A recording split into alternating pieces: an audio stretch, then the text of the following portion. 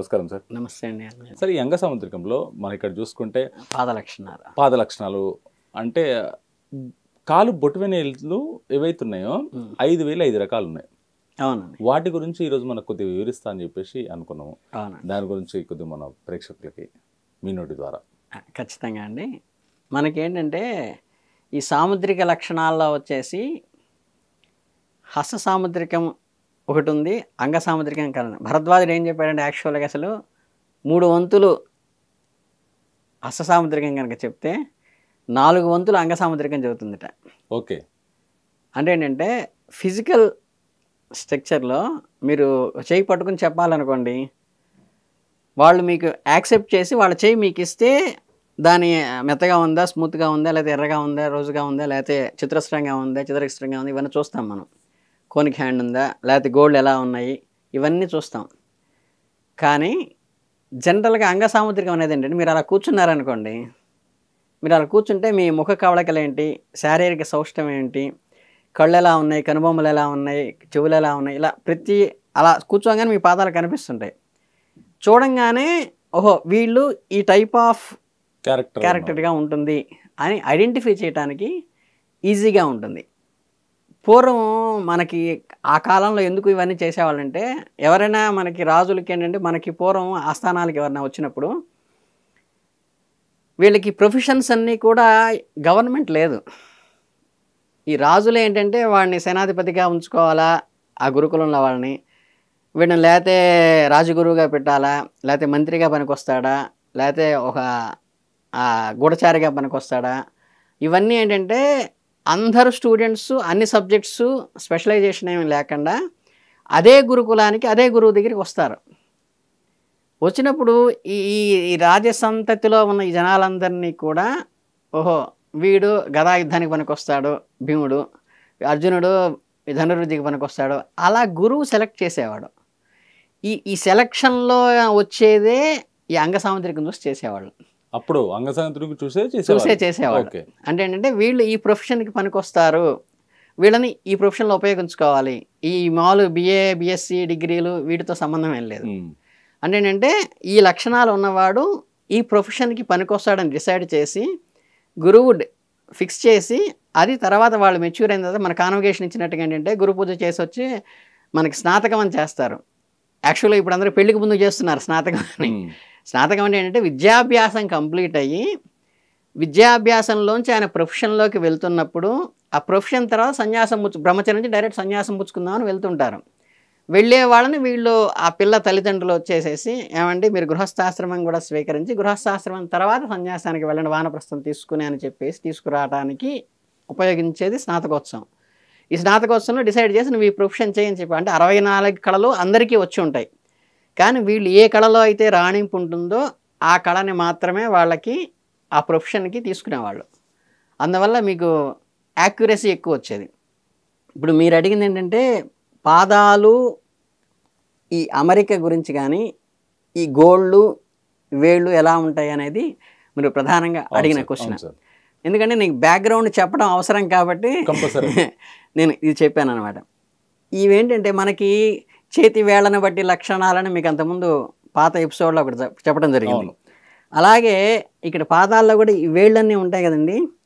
ఈ వేళ్ళు కూడా మనకి హస్తానికి ఏ విధంగా అయితే ఈ వేలు కన్నా ఈ వేలు పొడుగ్గా ఉంటుంది, ఈ వేలు మీద డిపెండ్ అవుతుంది ఎలా చెప్తామో, పాదాలకు కూడా ఏంటంటే ఈ లక్షణాలను బట్టి వేరువేరుగా చెప్తాం.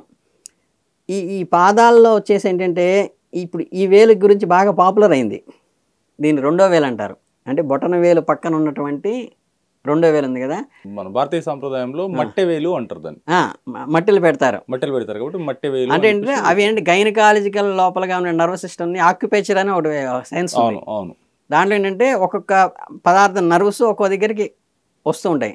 మనకి ఇప్పుడు ఐవి చేయాలనుకోండి, మజిల్ ఇంజెక్షన్ చేయాలంటే ఇక్కడ చేస్తారు, ఇక్కడ మజిల్ ఎక్కువ ఉంటుంది కాబట్టి 60 degreesలో పెట్టి చేస్తారు. ఐవి చేయాలంటే కరెక్ట్గా ఇక్కడ నరం తీసి ఇక్కడ చేస్తారు, లేదా ఇక్కడ నరం తీసి చేస్తారు.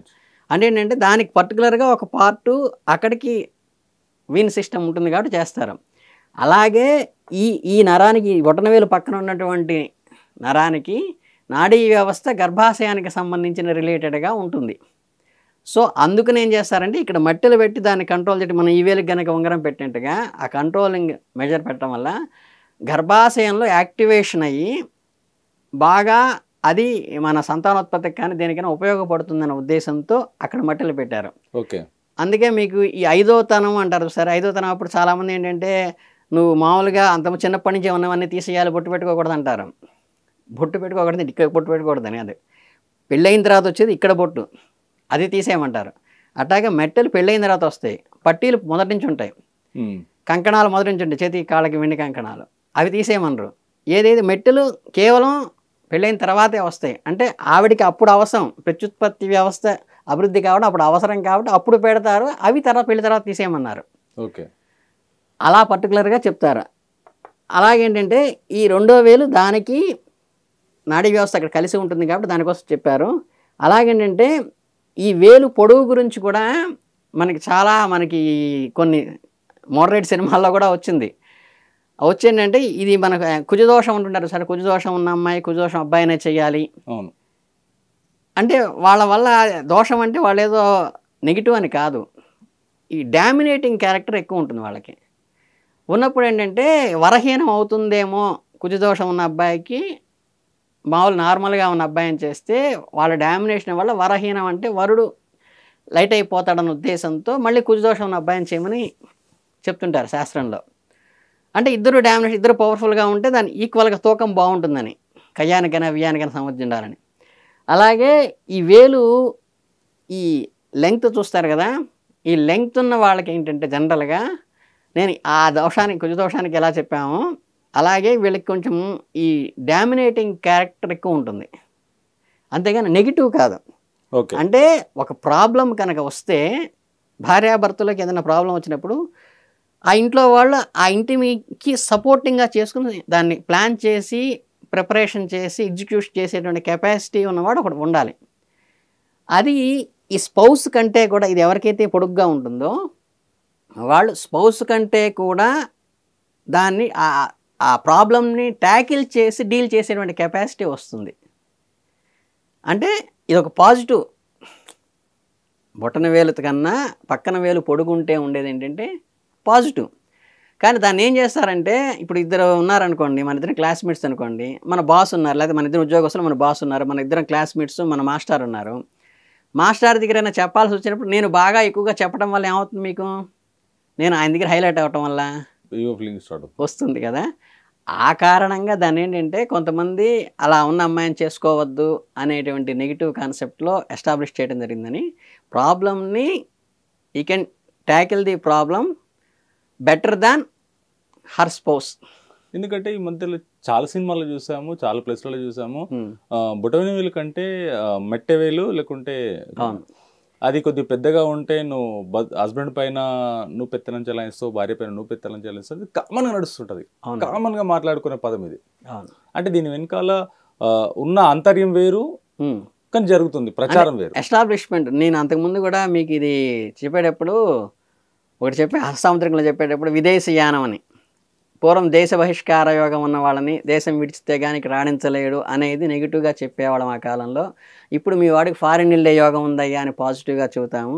పూర్వం అక్రమార్జితతో సంపాదించేవాడిని నెగిటివ్గా చెప్పేవాళ్ళం, అధార్మికమైనది. ఇప్పుడు మీ వాడికి మంచి ఇన్కమ్ ఉండే సీట్ వస్తుందయ్యా ఆఫీస్లో అని చెప్తాం. అంటే ఆ ధర్మాన్ని బట్టి మారాలి. ఇప్పుడు మనకేంటి ఇక్కడ ఇది, వీళ్ళు డామినేట్ చేసి ట్యాకిల్ చేయగలరు ప్రాబ్లమ్ని, స్పౌస్ కంటే తన జీవిత భాగస్వామి కంటే ఎక్కువగా ట్యాకిల్ చేయగలరు అనేది. పూర్వం ఏంటి, ఇంట్లో యజమానే మాట్లాడాలి, స్త్రీ ఎప్పుడు గృహస్థాస్త్రం అంటే ఒకళ్ళ డ్యూటీలో ఒకళ్ళు ఇన్వాల్వ్ కాకూడదు, ఎగ్జిక్యూటివ్ అయినా ఎగ్జిక్యూటివ్ చేయాలి, మార్కెటింగ్ అయినా మార్కెటింగ్ చేసుకోవాలి అని ఎట్లయితే వేరియేషన్స్ ఉన్నాయో అలా వీళ్ళ పబ్లిక్ అడ్మినిస్ట్రేషన్ ఓన్లీ హస్బెండ్ చూసుకోవాలి, ఇంటి అడ్మినిస్ట్రేషన్ మొత్తం పిల్లల్ని పెంచడం సంరక్షించడం, వాళ్ళు వీరులుగా తయారు చేయడం, అమ్మ సంరక్షణ అని ఎలా చెప్పుకున్నారు. అలా ఉండటం వల్ల ఈవిడ దాంట్లో క్రాస్ అయ్యి బోర్డర్ క్రాస్ అయ్యి వస్తుందన్న ఫీలింగ్తో అన్నారా తప్పితే యాక్చువల్గా చక్కగా మా చిట్టి తల్లులందరూ కూడా సంతోషించాల్సిందే. వాళ్ళ వేలు కనుక పొడుగుంటే వాళ్ళు ప్రాబ్లమ్స్ని చక్కగా సాల్వ్ చేసుకుని హస్బెండ్ కంటే కూడా మోటివేషన్గా ఏ సమస్య వచ్చినా సరే కుటుంబానికి గట్టిగా నిలబడి ఆదుకునే దమ్ము కెపాసిటీ ఉన్నవాళ్ళు